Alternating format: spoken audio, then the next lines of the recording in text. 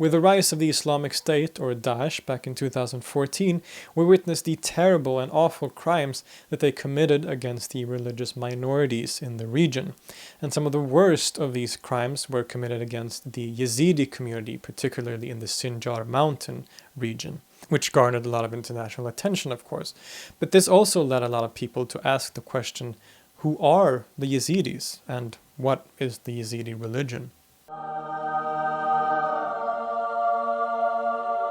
The Yazidis are referred to as an ethno-religious community, and one that is specifically connected to the Kurdish people of northern Iraq, in regions like Sheikhan, the Sinjar Mountains, and in the region of Lalish. Now, what we mean by ethno-religious community is that the religion and ethnicity is so strongly interconnected that we cannot really separate one from the other.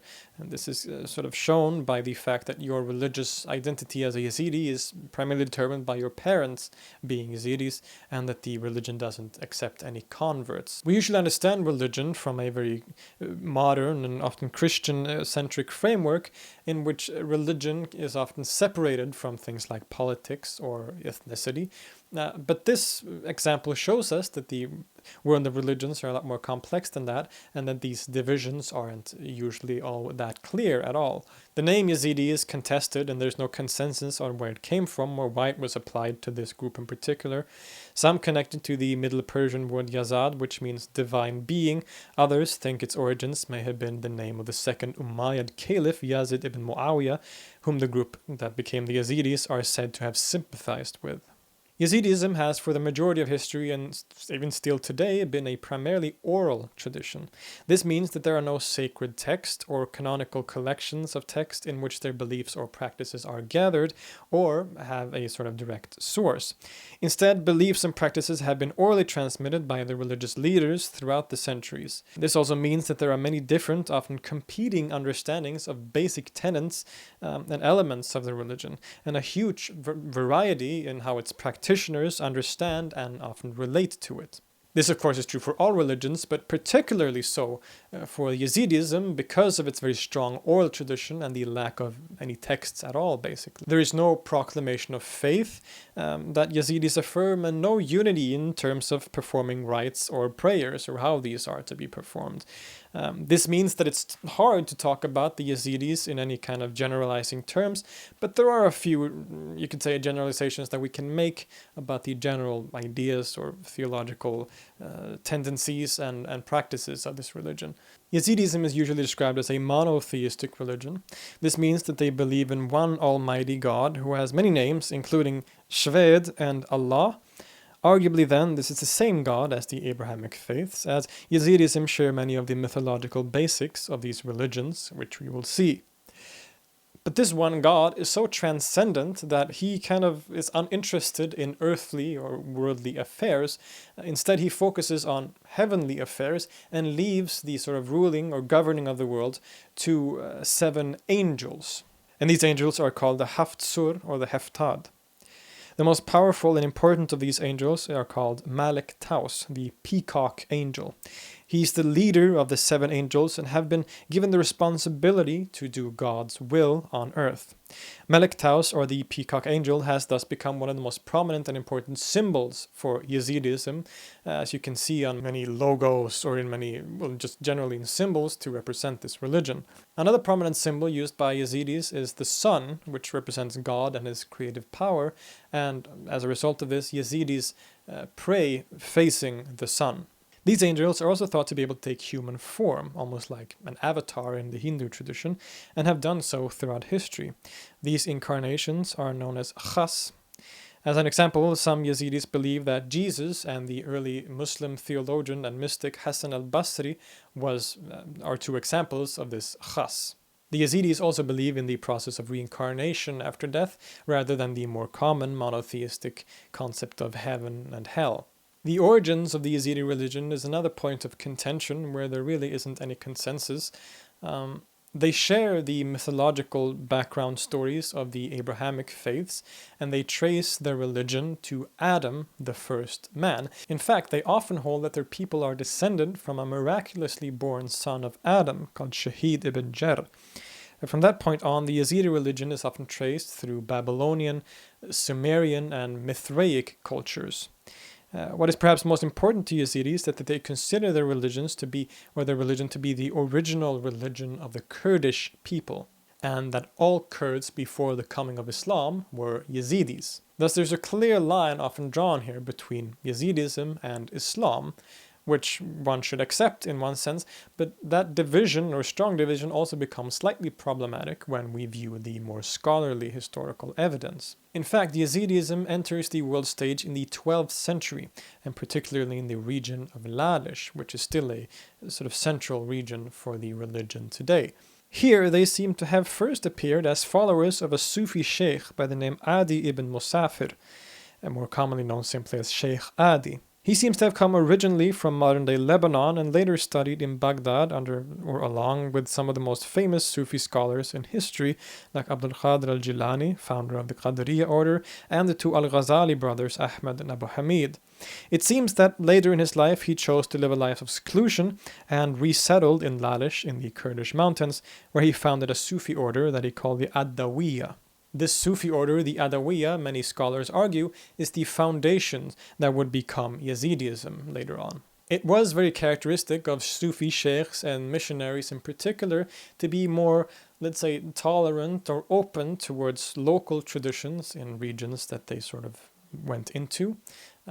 So they would often, in their practice, adopt local practices of the older religion or tradition and sort of give it a new Islamic clothing to sort of easily transition the population to a new Muslim identity. This fact, along with the geographical isolation of the region of Lalish and its people and the Sufi order, led to its gradual development away from its sort of Sufi or Islamic roots into its completely own tradition eventually. Both Yazidis themselves and modern historians and scholars agree on the importance of Sheikh Adi for the religion of Yazidism, but they have different perspectives on who he was. Yazidis often say that he was a reformer of the sort of already existing Yazidi religion. And there are different opinions on whether this was a good or bad thing. Those in favor of him often claim that he was never actually a Muslim, but really a Yazidi in disguise, who only claimed to be a Muslim to avoid being persecuted by the Sunni majority. Scholars and historians, however, agree that in Sheikh Adi's writings we find no trace of Yazidism, and that by all accounts he seems to have been an orthodox Sufi Muslim who preached or created a Sufi order that was within the fold of the sort of mainstream Islamic religion, and that the sort of deviation or separation into its own religion eventually sort of happened or developed after his death. These possible roots in Sufism can also sometimes be very clearly seen, for example, in terminology used in the religious practice. Yazidism and its people are very much divided into a kind of caste system. And in this caste system, there are a number of castes, obviously. The lower caste of the majority are known as murids. Above them are the pirs, or elders, who function as spiritual guides and religious clergy, basically. And lastly, the highest caste, which are the sheikhs, or masters, who seem to have had a rather similar role to the pirs, but even more exalted. They are sometimes thought to have healing powers, for example. For those of you who know your Sufism or Sufi terminology, you'll recognize these terms, as they are the same words that are used in the hierarchy of the Sufi orders or in the Sufi practice generally. Murid in Sufism denotes a student of a master, also known as a sheikh. Pir is also often used as a name for the sort of leader of a certain Sufi order. In any case, these castes have played and still do play an important role in Yazidi practice. Like with many other religions, Yazidism can be characterized primarily as a religion of orthopraxy rather than orthodoxy. This means that they put more emphasis on sort of cultural and traditional practices and on taboo and things like that, rather than having certain beliefs or following a theological doctrine. The caste system and the ethnic unity of the Yazidi people is very important. This means that one is very rarely allowed to marry outside of the religion, and usually not allowed to marry across castes either. This is in fact even more frowned upon than marrying outside of the religion altogether. So the role of murid or sheikh is hereditary. If one marries outside the religion, that person is usually excommunicated and no longer considered a Yazidi. The actual practice of the religion is often connected to these ideas of taboo and different traditional cultural practices. There are festivals celebrated around the year, like the Yazidi New Year, which is celebrated in April, but the most important festival of the year is probably the one known as Jamia, or the Feast of Assembly, the Festival of Assembly. Which take place over the course of 7 days. And this festival is sort of celebrated in honor of Sheikh Adi. And during this festival, Yazidis make a pilgrimage to Sheikh Adi's grave in Lalish, and there they perform religious rites, they listen to qawl, religious hymns and stories, and generally just get together as a community.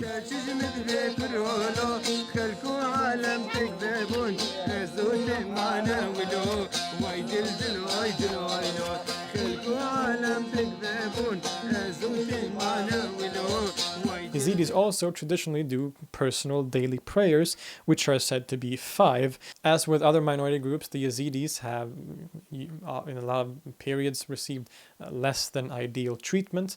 They have, for a large portion of history, been under the rule of Muslim empires and kingdoms. And this on and off persecution, oppression by the Muslims can be traced, as in so many other cases, to social and political factors. So during the Ottoman era, for example, the Yazidis were sometimes tolerated, usually when they could be beneficial to the Ottoman state and the sultans by serving in the army or things like this. But in other periods, they were often very much oppressed and persecuted for, according to the Ottomans, not paying their taxes and refusing to serve in the army. And of course, there is also religious grounds for much of this persecution, as many Christians and Muslims in history have referred to Yazidis as devil worshippers. This is related to the story of the highest angel that I mentioned, called Melek. And according to Yazidis, Melek was asked by God to bow to Adam, the first man, to which he refused, because he didn't want to bow to anyone except God himself. So this was done out of love for God. And because of this, he was exalted as the highest of the angels. He was given the highest position. Now, of course, this is similar or almost identical to the story of Iblis, or Satan, in the Quran and the biblical account, who was also asked to bow to Adam, to which he refused. But in that story, God then punishes him for this refusal to follow God's orders. And so this is why some Christians and Muslims have identified the Melek of the Yazidis with the devil, or Lucifer, of the Abrahamic faiths. This claim, of course, the Yazidis deny, but being called devil worshippers doesn't exactly help your reputation, and has often led to violence or justification for violence, such as with the Islamic State in 2014. But as a result of things like this, the Yazidis were often not considered among the people of the book, the Ahl al-Kitab, to the Muslims, and thus didn't retain the same rights as groups like Christians or Jews or sometimes Zoroastrians and so on. By the end of the Ottoman era, the Yazidis migrated from the Middle East to a large extent, and after the events of 2014, migration has become even more prominent. It's hard to know how many Yazidis there are currently in the world. Estimates can range between 200,000 to over 1 million. The large population that previously lived in the Sinjar Mountains was severely minimized in 2014 with the genocide, as 80% fled to other regions or other parts of the world completely. Yazidism therefore has a significant diaspora community in Europe today. The new situation of entering regions of the world that they historically haven't and living as a diaspora community has led to, as it often does, to questions regarding integration and the levels to which one allows the religion to be adapted to the new societies. A prime example of this is the fact that Yazidis traditionally haven't been allowed to learn how to read or write, except those in the highest or smallest sheikh caste. Reasons for this doctrine isn't all that clear. Some say it was meant to keep the religious teaching secret and confined to the sheikh lineage, the religious sort of clergy. Others say it was to avoid being educated in Islamic sort of educational systems and schools. Nonetheless, as the Yazidis entered new regions like Europe, it could become quite a problem if you didn't know how to read or write. And so these doctrines or these ideas have been sort of loosened up, and since the 1950s, the Yazidis, especially in diaspora communities, have tended to be allowed to read and write. And this is just one example of other sort of forms of discussions and debates about sort of the levels of compromise or integration that is allowed to modify religious traditions. So as you can see, Yazidism is a very diverse and complex ethno-religious community that is very hard to define in a lot of cases. It is clear that even if it does have its origins in a Sufi order, the Adawiya of Sheikh Adi, as many claim, it has throughout history developed into its own religion and its own unique tradition completely that is separated from the religion of Islam. And thus it can tell us a lot about the myriad and vast array of different religious groups and minorities that exist in the Middle East today. I'll see you next time. Dun. Dun dun dun dun dun dun dun dun. Dun dun dun dun dun dun dun dun. Dun dun dun dun dun dun dun. Ba-dum bum ba-da-da-dum bum.